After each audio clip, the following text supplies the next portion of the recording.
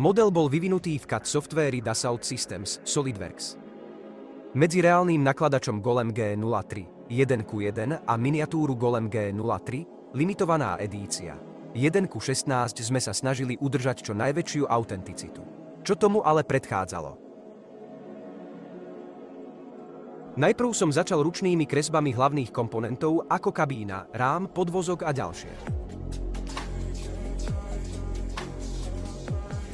Potom som predmodeloval komponenty v softvéri pre 3D modelovanie Blender.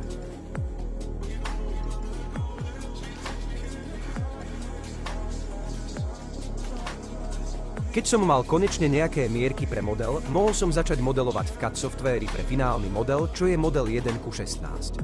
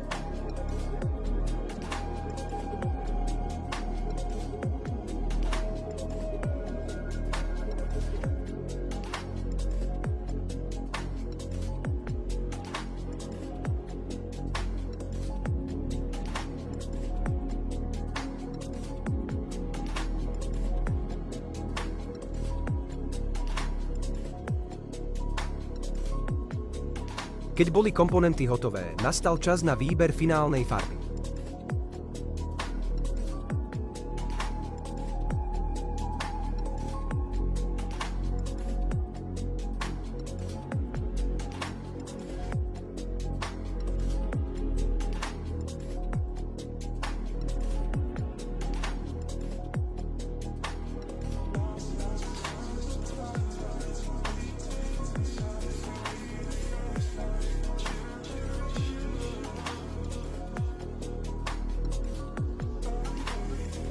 Keď som vymodeloval konečný model, poslal som to do 3D tlačiarne, kde mi vytlačili viac ako 150 komponentov.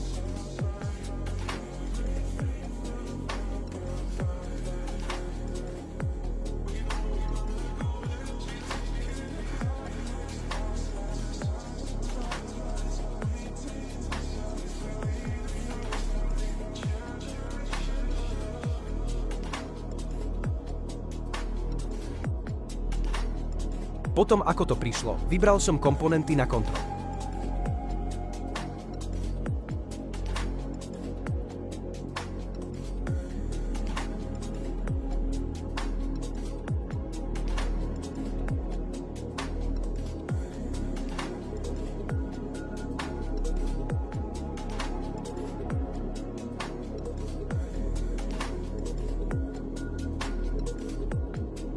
Keď bolo všetko v poriadku, prišiel čas navrhnúť a postaviť vlastnú škatuľu.